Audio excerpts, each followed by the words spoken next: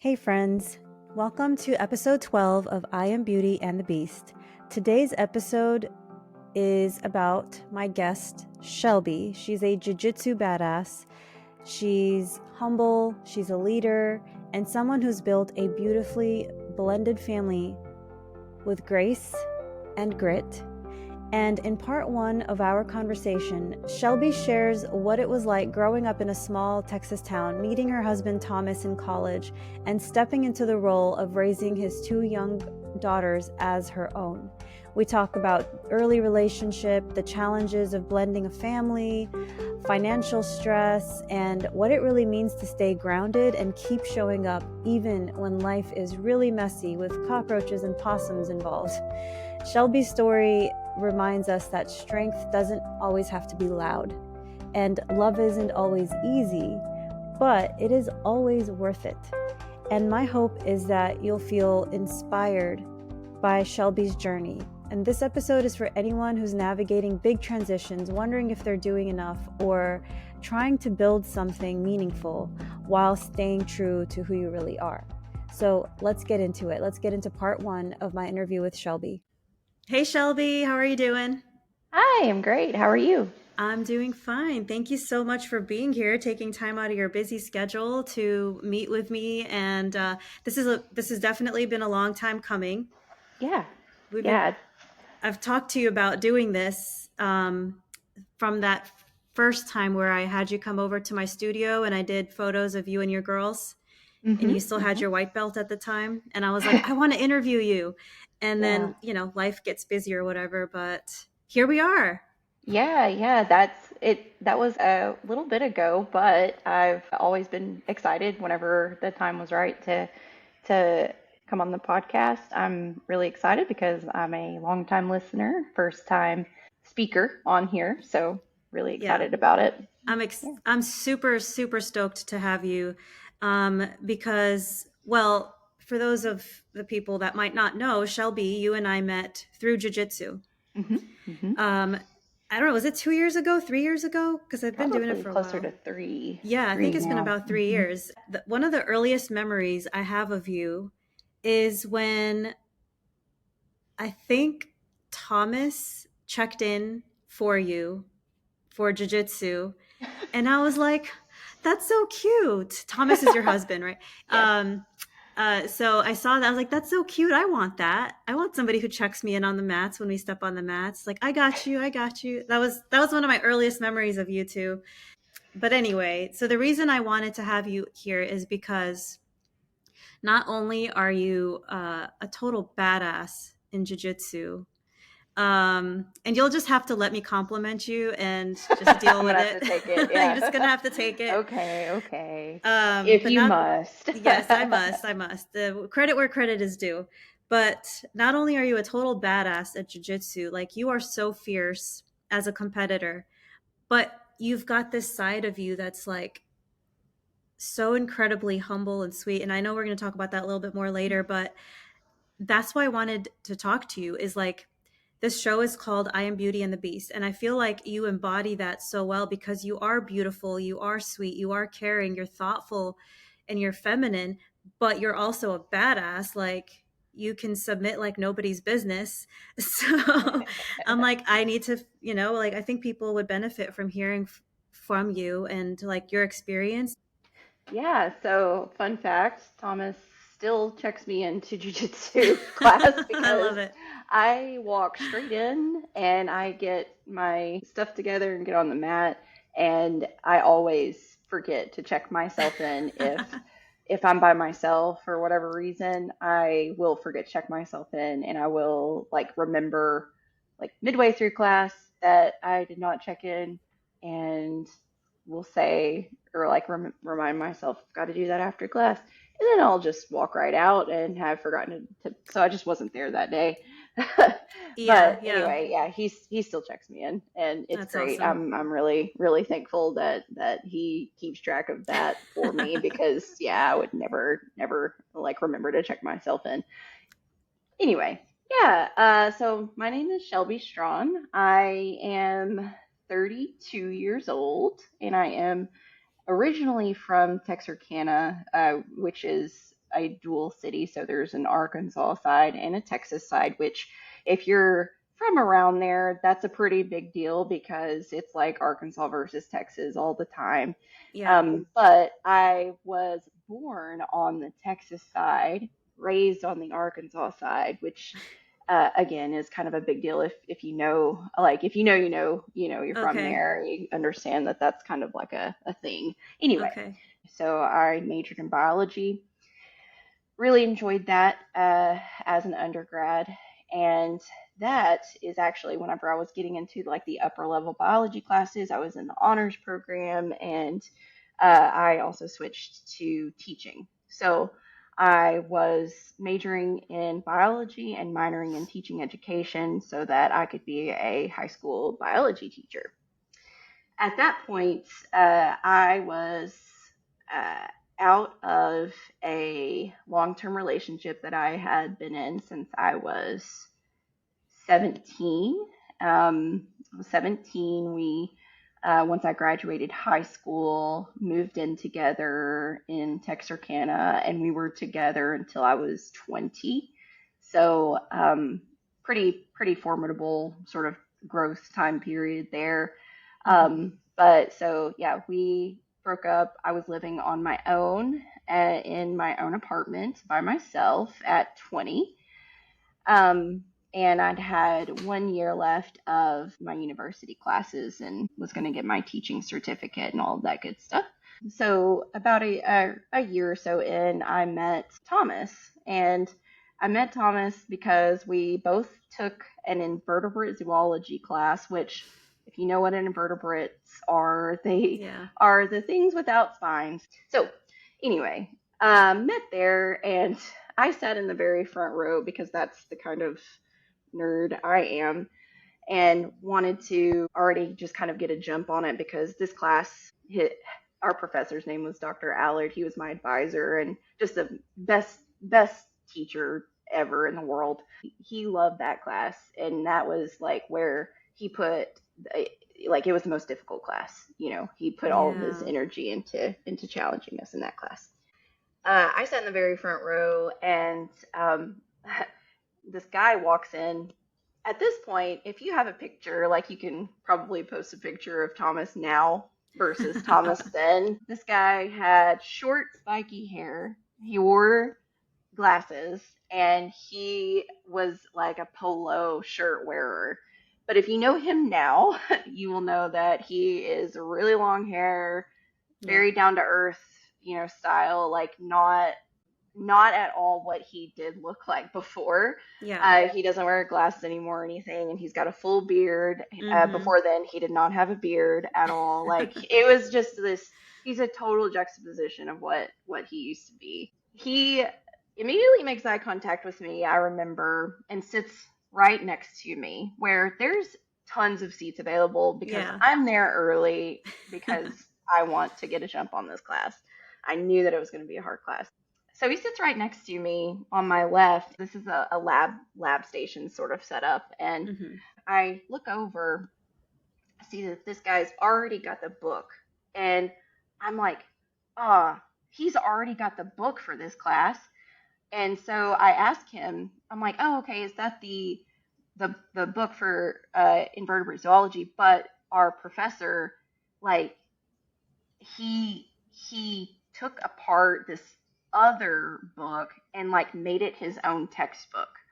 So I started talking to him about this textbook, and I'm like, "Oh, can I see the what the book looks like?" And so I just grabbed his book and I'm starting to Okay. look through it. And he's like, "Well, yeah, here you go." And I'm like, "Well, it doesn't have any color. What kind of, you know, invertebrate zoology book doesn't have any color?"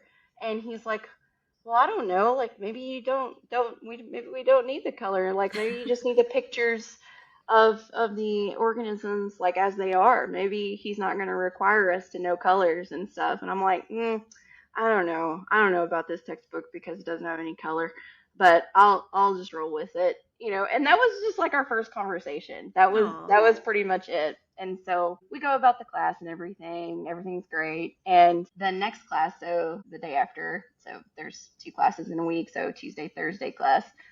Thursday, I come back in, I sit down, and this other guy walks in. This other guy, he had sat like first row, like on down the line. But this time he walks in and he sits right next to me. And I kind of look over and I'm like, well, that's not the guy that I sat next to last Yeah. time. Okay. And I'm like, okay, well, okay, you can, I guess, sit wherever you want in this class. And then Thomas walks in and he like makes eye contact with this guy. And he's like, kind of, you can tell he's kind of annoyed already. And Yeah. so he goes and sits next to the guy on the other side. And he tells him, you stole my seat, man. And it is like, I think that the guy he said something like, sorry, dude, kind of like that. And he was just like, sorry, dude. And then the class starts. Dr. Allard says, okay, this is the class that we've chosen, lab partners. So the person you're sitting next to is now your lab partner for the rest of the semester. Poor Thomas. And so Thomas was like, damn it, like you could tell he was just kind of like, man, what? And so anyway, the funny thing was I had to be lab partners with this dude. The guy told me, because we had to do a major bug collection or an insect collection. And he told me, I don't really like bugs. And I was like, then why the hell are you in this class? Like, why are you taking this class if you don't like bugs? And you're not, Yeah. he didn't catch one single bug the entire time. And Wow. we were supposed to go on like trips to go and catch these bugs. Like we took class time out to go into the woods and catch bugs. He would not catch one single bug. And so I tried to like work with Thomas and his lab partner so that like I could group with them and see if I could get some bugs also. It was a whole thing. One of the other memories I have is that I brought in a dead Great American cockroach for my bugs because you have to, I know they're the grossest bugs ever, but you have to bring it in to get it signed off by Dr. Allard, and you have to correctly like identify it down to the scientific name. And so I did, and Thomas was standing next to me, and he kind of looks over and he goes, is that a Great American cockroach? And he just has this look of disgust. And I was like, yeah, isn't it cool? And he's like, that's the nastiest thing I've ever seen. It's so gross. He has like, it, almost like, he has an extreme fear of cockroaches, which, like, I have to kill the cockroaches in the home if if there's ever like a bug or anything. Like in our past apartments and stuff, we would have cockroaches sometimes like come in. You get the Yeah. water bugs sometimes in Yeah. apartments. It's a thing. But I was always the one that had to catch them and kill them, because as soon as they started moving, he would be out the door screaming. It's no fun. So that's No. uh I'm with that's kind of Thomas where on I'm that at. one. Yeah, and we'll catch spiders and stuff and let them go outside, but the cockroach can never survive. They have to die, and they have to die a very brutal death in our Ugh. household. Ugh. So yeah, it's a Yeah. whole thing. Like he will waste a whole can of Raid on one cockroach, and if it escapes and hides, we have to move out. Like it's a thing. Yeah, with that we became friends, obviously, in that zoology class. We studied together. We started to like each other, obviously more than friends. We kind of got together in, yeah, I would say like we were really getting closer in May, toward the end of that semester. Um, and the thing was, he had 2 daughters already. They were at the time 4 years old, and then like 5 months old. Like it was a Wow. very, very, very young girls. And I was at that point like 20 years old. And it was like, Wow, yeah. I need to probably take a moment because I don't know if I want to get really serious with this guy yet and have two girls and be, I don't want to ever like be a girlfriend and then like we break up a year later and I'm already in their lives for a year and Mm-hmm. then I just leave. Like I know that that's not great for small children to have to go through. Like I know that, Right. there's uh I know that they could adapt and be okay, but I didn't feel like I could do that to them because I hadn't met them yet at that time, and I was like, I don't know if this is for me, kind of deal. Yeah. But so I told him basically, I don't know, I need to take some time, I need to take a break to really kind of figure out what I want and what this looks like for me, and it kind of sent him into a little bit of a downward sort of like he was not okay with it, but he respected my wishes, and so we took like a whole summer of separation time. I actually got the chance to travel with a study abroad program. So I traveled a couple of times to South America, and I also um, just went and did different things all summer because I was just living um, just me, and so that was good. But I always sort of came back to thinking about him and thinking about how happy I was when I was with him and Mm. how much fun we had together and how much we had in common and how great he was. He was, and he still is, obviously, a Right. fantastic human being. He's got just so much character and so much love to give the world, and he's one of the kindest humans I've ever met, and to this day is it's always like we don't really talk about that summer because it's like the summer that we weren't together, Yeah. but August rolls back around. We have a shared friend group at that point from college classes, and Mm-hmm. we're hanging out.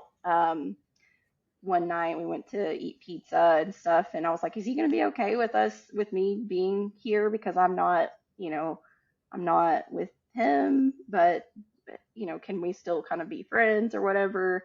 And that same night it was, you could tell he was mad ish for us just not being together, but it was kind of like at the same time because he was hurt, he was like, I Yeah. can't just be around her and not be with her kind of deal. But anyway, I was like, I do want this. I do want to be with you. I want to be with your girls. I want to meet them. I want to get to know them and be there, and I can do this. And I know that our relationship at that point was going to be worth it. I could just feel it.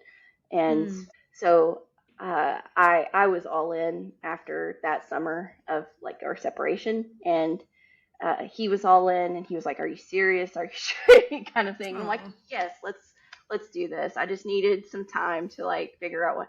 And Yeah, I had it's a big always wanted decision. to, yeah, I'd always wanted to get married, and I always wanted to have kids. But I was in a point in my life where I was like, just gotten out of that like other relationship a year prior, where this guy did not believe in marriage. He did not Oh, want okay. children. He did not want to ever like make anything official. We were just living together. We were boyfriend and girlfriend. Like he was like, we can be together for life and not ever be married. And I'm like, but Mm. that doesn't feel like the same level. And I know that a lot of people have different views on marriage Sure. and all of that, but I for myself, it's like I always imagined myself getting married Yeah. one day. I don't want to do it a lot. Like I just want to do it one time and be done. Yeah. That's a big thing. It's a big commitment. I don't if it doesn't work out, it doesn't work out. But I still wanted to go through the experience of getting married. And anyway, so I'm 21, and Thomas and I officially get together, and we, by the time I'm 22, is really kind of like the time that we're officially together. We're living in a single bedroom apartment. We see the girls who, again, are like 4 and 5 to 6 months old ish, kind of getting older at that point. But see the girls in this one bedroom apartment for a few months. And my the 4 year old, she goes by Mo. And then my she's a baby. She looked just like a little bear to me, and so I started calling Mm. her Bear pretty much right off the bat. Mo came a few years later, but Mo has stuck. Like that nickname Mm. has stuck with her. That is definitely who she is. But yeah, so they would come over. We would have a week on and week off. So they would go a week at their mother's and then a week with us. Those were some hard times. Those were difficult times. One, because we were very poor. We were still in college. I was about to graduate that December, and we had pretty much were living, from paycheck to paycheck. I was Yeah. a hotel representative. So, like, after I had had that emergency department working experience, I had already had hotel experience. I worked at the Holiday Inn Express for a few years, and that was fun. But that was what we were living on and then Thomas was an HVAC technician. He worked for his dad, so that was our lives. We were working full time, going to school full time, and then also having two very small children, 1 week on, 1 week off in a single bedroom apartment. Yeah. Um, Wow. it was pretty intense few months because I was new to all of it, new to being the mom and all of that. But I took to it very naturally, I think, and I think that Thomas would agree that it was a fun time. It was really difficult, but those are times I wouldn't trade because it made us really strong as a family unit together. Yeah. Because it was that December, I was graduating at that point, so I was about to go into teaching, and we had a week on, week off. We would literally put all of their toys in the patio closet. So I would pack up, and Thomas and I would pack up all of their toys in the closet, and then before they came to visit us for the week, we would pull all of their toys out, set them all up in the living room for them, have them all ready to go so that when they walked in, they felt like it This was it their never place. changed and it was their Yeah. place. Yeah.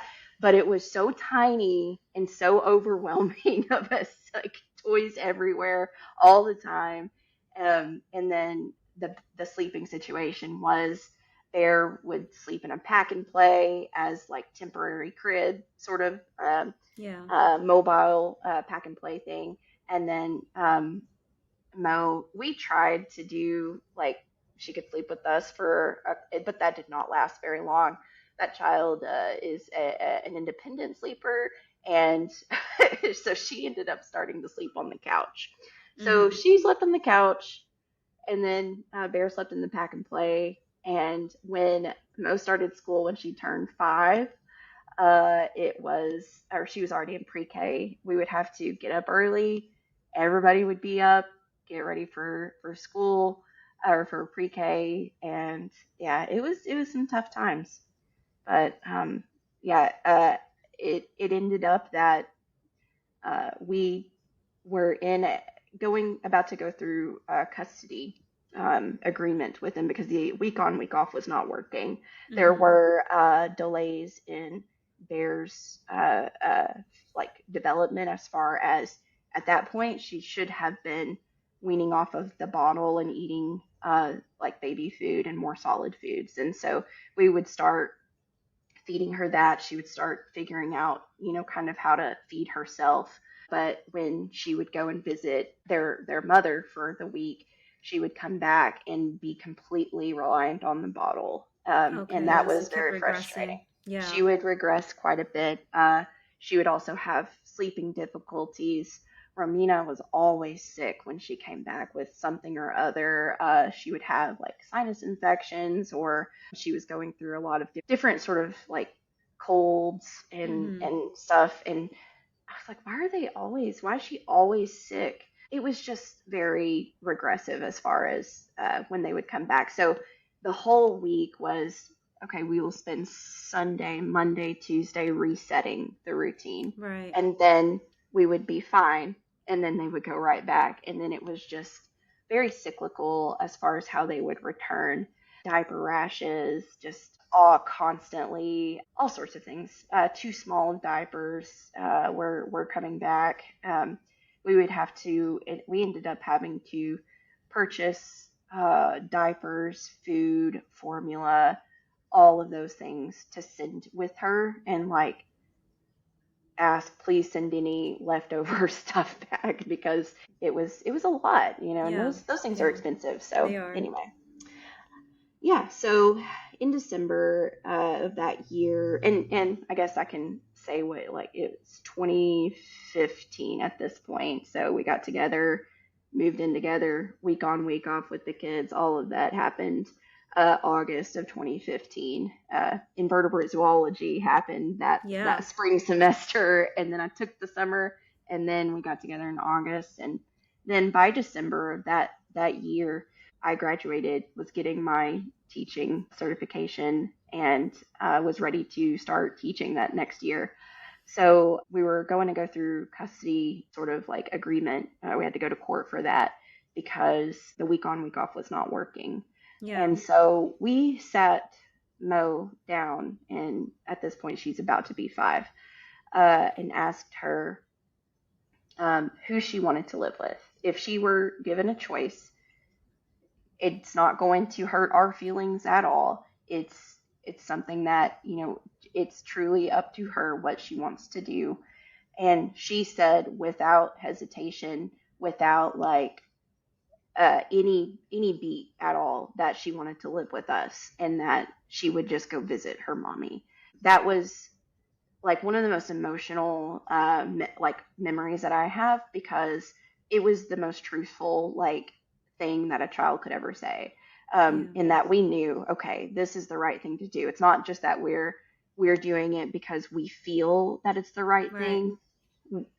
I know that it's the right thing because of how she responded and how she behaves when she's with us versus how she's with her, and how she comes back and her mental state when she comes back, and all of those things were taken into consideration. So we got full custody of the girls that next year in the spring. It did not take super long, and so she had the like custody of the weekends, every other weekend, and then Okay. the every other like holiday or Christmas or whatever.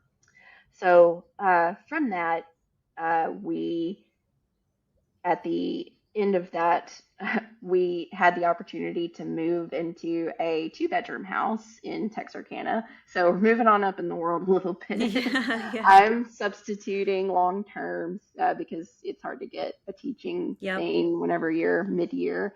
So I'm long term substituting at a school there, and we go in and we totally clean this place up, paint it.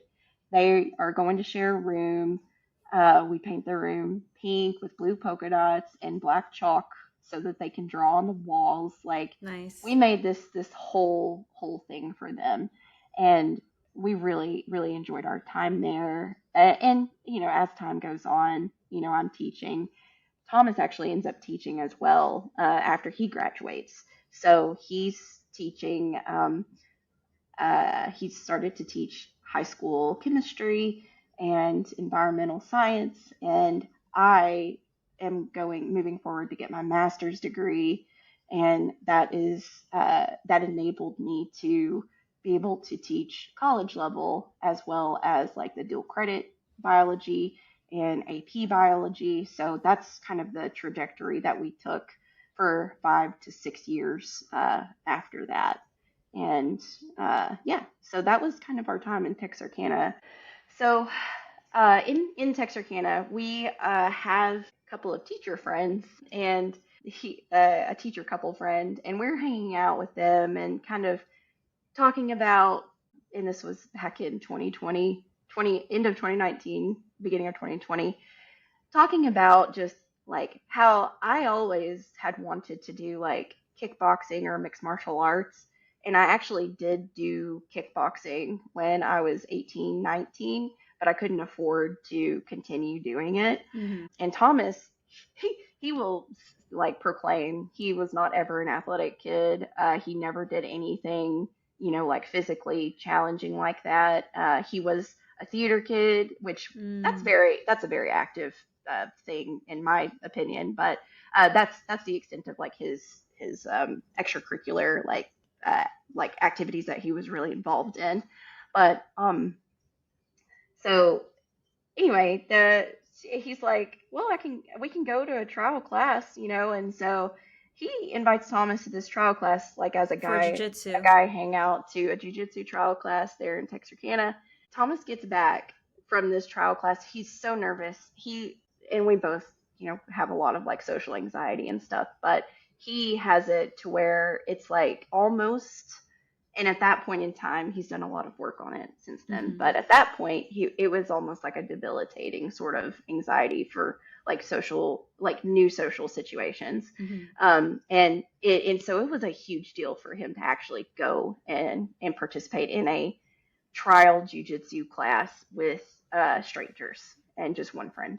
So anyway, he comes back and he's like, I like this and I want to do this. And I was like, okay, well, you're not going to do it without me. I'm also going to do it. And I'm also going to do a trial class Yeah. because I really like that kind of thing. I like watching UFC and all of that. I was like, I like mixed martial arts and I never got to do the jujitsu part of it. So I want to try also. I go in for this trial class and I'm in a tank top and shorts, and the tank top has like a zipper on it. And I walk in and I'm like, I'm not wearing the right things here. But so I do the trial class, and it's would be considered obviously no gi because they didn't give me a gi to wear. So I started to move around in a way that I never like moved before, and up to this point I was doing HIIT classes. I'd done Zumba. I had done hot yoga. I had done gym, just regular, strength and conditioning. Mm-hmm. In high school, I had done basketball, track, cross country. Like Wow. I was not like not able to move. I was in shape to a point because, like I said, I had just done like a whole series of HIIT classes, and I had gotten to the point mentally that I was like, I just don't feel like I'm doing anything.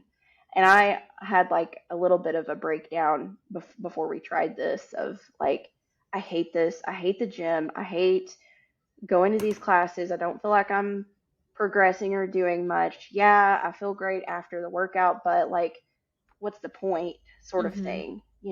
And once I got there to that first jiu-jitsu class, I had moved my body in such a way that I was like, I don't know. I would not know how to protect myself if somebody were on top of me because I was working with my friend named Christina, and it was like I couldn't move under her, and I couldn't get out because we were doing like a situational thing, and I was like, yeah, I don't like this. I Yeah. want to be able to get out of someone holding me down.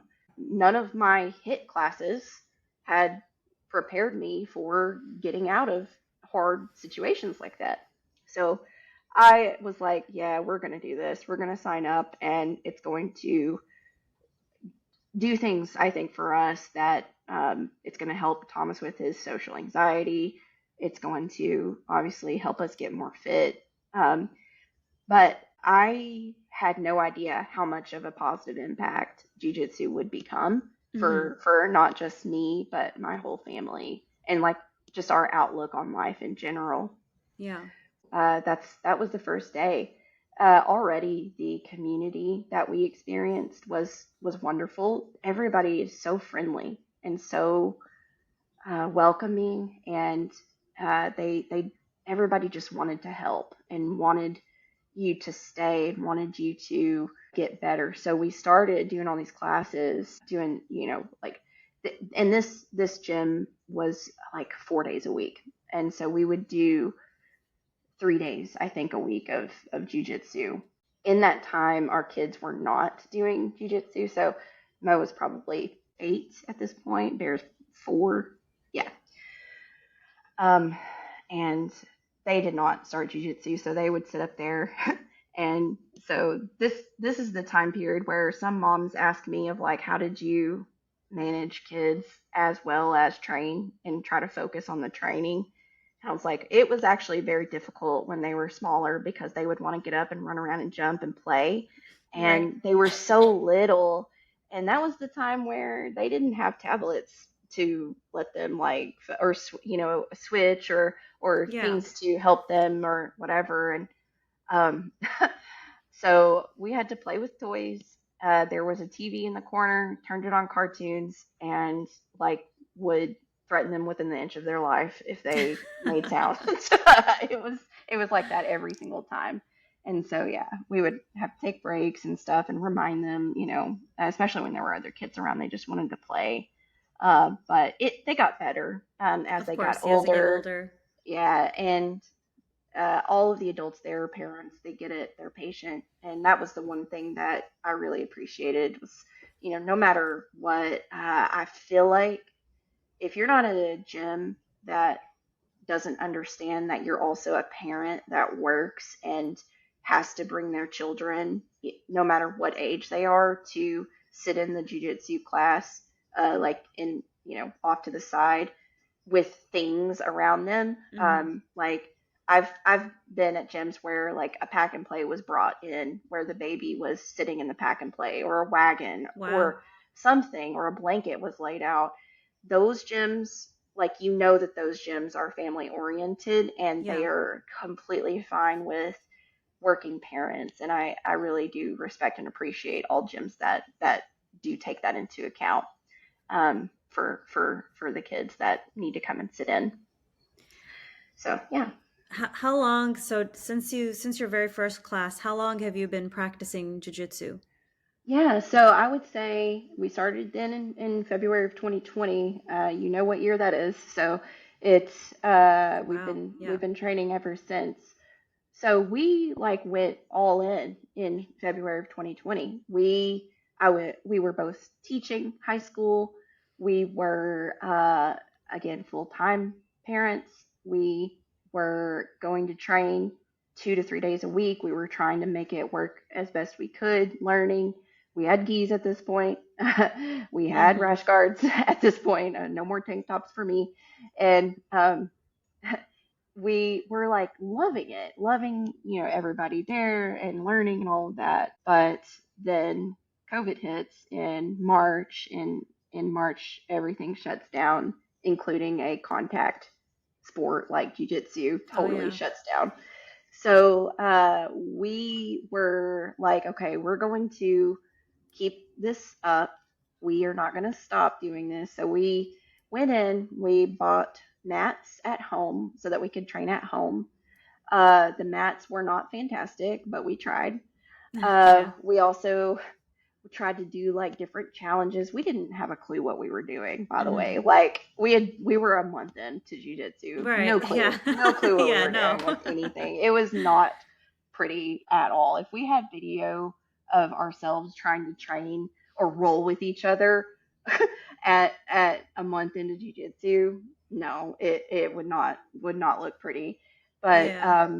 yeah, that time period though was great for us. I know that uh, there was a lot of unfortunate circumstances that took place during those Right. few months of shutdown for a lot of people, but it was a time of really of growth for us in that I was able to take time away from the teaching aspect and only do what was necessary for the students who were learning online. So I would post, and I would like we would both like record lessons, and we would make sure that those who were still online and able to learn were getting what they needed. So yeah, with that, during COVID, we had a lot of growth. And when we returned to teaching, we both said this is going to be our last year Hmm. because we don't have to continue this path. So I fully invested in that year and my students taught, to the best of my ability, and so did Thomas. But we, at the same time, were leaving at the final bell. We left and we went to jujitsu. Like, we Right. took a Okay. break, took a nap, went to jujitsu, like every single day. And that helped us so much because it helped me cut out what was not necessary. We totally changed our mindset over that time period. And I also started working on my doctorate Mm-hmm. that the year before too. So I was also doing homework at the same time, writing a lot. And so we knew that that was going to be our last year teaching. So we gave it, all we had. Um, while doing jujitsu. At that point, our kids said, "I might like to try jujitsu," because they were always like, "No, I don't want to do it. I don't want to do it." And I'm like, "Okay, well, we'll let you decide when you're ready. If you want to try it, you can." And by spring of that next year, where we were almost done with our final year of teaching, we had transferred to another gym, which we're still very close to today, and still connected to today. We had the kids try it. They loved it. And we were like, well, okay, great. We're only going to be here for like another month because we're moving to McKinney. Yeah. Yay. Because we had put out feelers. Thomas got a fantastic job as a consulting arborist here at a local arborist company or a tree company. And I just kind of threw my hat in the ring of anything. I was like, I Mm-hmm. can do anything. By the way, a lot of imposter syndrome and feelings of inadequacy when you're trying to find a different job when you're a teacher.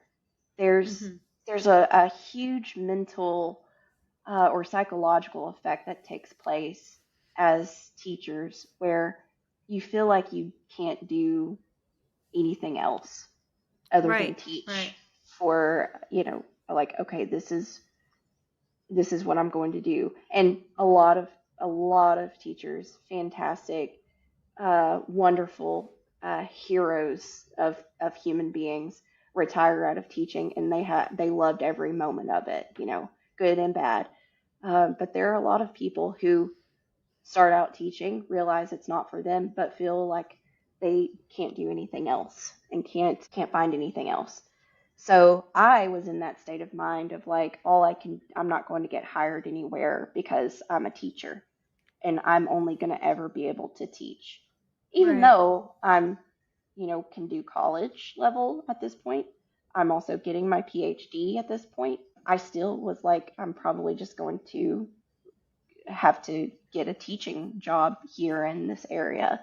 So I purposefully was like, I'm not going to apply to any teaching jobs. I will apply to college level like jobs and see what could come of that. The hiring pool is so high here that it was like never call me back kind of thing. Mm-hmm. Um, and I just started to branch out, threw my hat in the ring, cast my net, whatever you want to call it, and just started applying everywhere. I applied to hundreds of places. Wow. I eventually was like, at this point, I will go and be a barista somewhere. Mm-hmm. I don't care. And so I just started to look for. I just want to be happy. What's going to bring me happiness to where I can go to work, have a happy day, regardless of what the job is, and then get home and not be exhausted and not wanting to interact with my children, not really wanting to go to jujitsu, Right. because I've been teaching all day. It's hard. Mm-hmm. You're tired. And so, what's going to make me happy? There is this company that I looked up happiest places to work in McKinney. And That's so good there's a search few, terms. that's a Yeah. good search term. So I was like, okay, let's see what's one of the happiest places that have been talked about.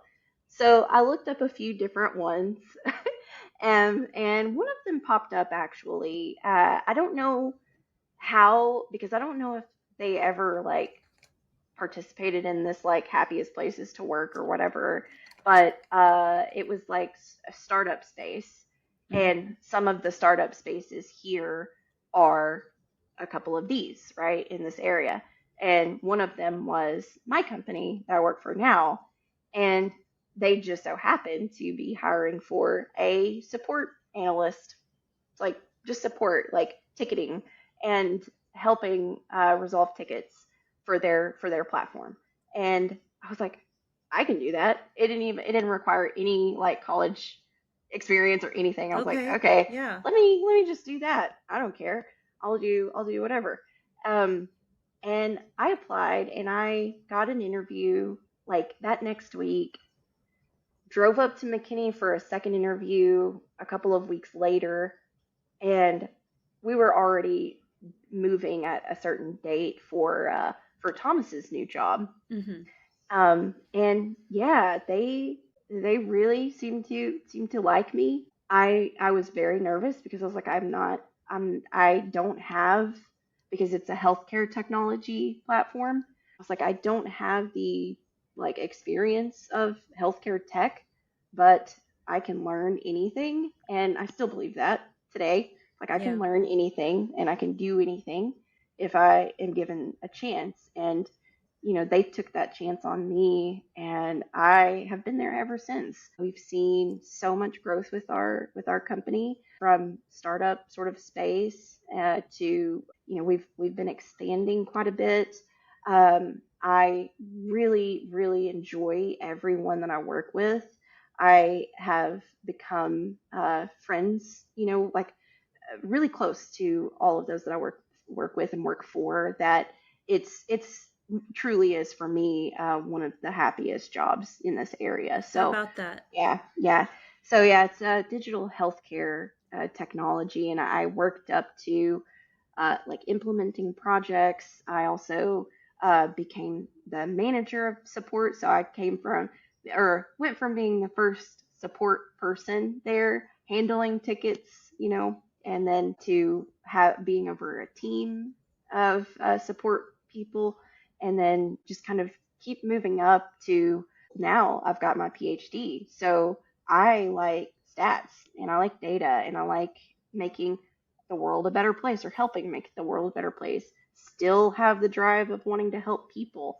So that's one of the things that attracted me to this job or this company. And so now I'm going to be, I've recently gotten a promotion actually to manager of Nice. client impact. And so I'll be, Congratulations. thank you. Yeah, I'll be helping our data team. I'll be helping us with solutions and things like that to help our platform grow and be the best that it can be for our clients. And I'm really proud of that. So yeah, that's kind of brings us Okay. up to speed here as far as like career wise and all of that. Um, So, just real quick, you went from a one bedroom apartment to a two-bedroom apartment to a.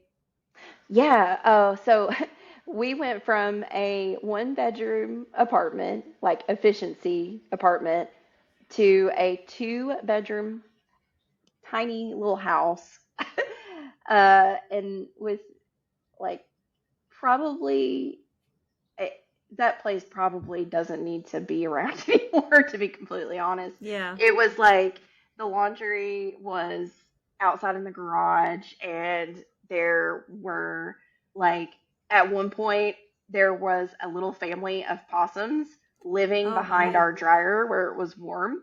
Like the mother like walked all of her baby possums to be behind our dryer, and she left, I guess, to go hunting, and we found all these baby possums, and we were like, what in the world is this? So we inhabited a lot of creatures Wow. in that house. So lots of fun there. We would have like raccoons, we would have rats, squirrels, all sorts of things. I'm I'm like, good with squirrels, not so yeah, much rats and it possums. just, Like, they yeah, can go it live somewhere else. Wow. they can, but I'm so glad that we were stewards of a home place for them during the winter time. No, it Yeah. was But we tried to, we made it the best we could. My father-in-law was the landlord, and he tried, everything he could do to make it work for us and to make it Okay. the best we could. So it actually, we left that place so much better than we found it, which that's always our goal everywhere we live. And Eh, then we got the opportunity to move into Right. a 3 bedroom house, all renting at this point still. So we rented a 3 bedroom house, which that was one of our favorite homes because that landlord, he let us do anything to the landscaping. And so we were, during COVID especially, all into replanting, making everything look super beautiful. And when we moved, he was like, wow, this place looks awesome. And that was one of our favorite houses because it had built-ins and, bookshelves and all of that stuff. So it was really nice. But anyway, then we move here, and we're in a 4 bedroom home. But we realize, the bigger you go, I'm like, oh, we're actually really not using that extra bedroom very much. And it was in Melissa, so it was a little further out than we wanted to be. I was working in McKinney, and Thomas he works all over Dallas, Hmm. proper like Highland Park area. So it was pretty much a pretty big drive for him every morning. And so, yeah, we had the opportunity to finally buy our first home, and we found this house in Allen, and we love it. It was, and it still is a fixer-upper, but better than what we've had in the past or before. It's just we're trying to continually make the space that we live in better for us, and little by little, it takes time. Right. It does take time, but what I'm hearing is like there's always this upward motion. There's always this desire to do better, be better, have a better Hmm. life, not just for yourself, but your girls and your education, like teaching is an incredible job and I get it. Like I have a lot of respect for it, but it is very demanding and it makes it hard to balance other things at Hmm. times. And so just finding something that is still fulfilling and rewarding but improves your quality of life at the same time. So what I'm seeing is like this theme of just like you and Thomas constantly leveling up, which I think is amazing. Well, that was just the beginning of Shelby's story, and I love how she spoke with so much honesty about marriage, about relationships, about parenthood, and finances, and all the ways that life forces us to grow.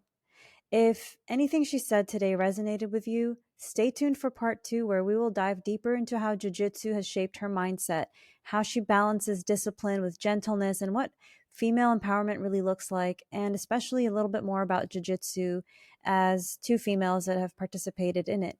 So, thanks for being here. Share this episode with a friend who maybe could feel inspired from it. And as always, keep showing up for yourself.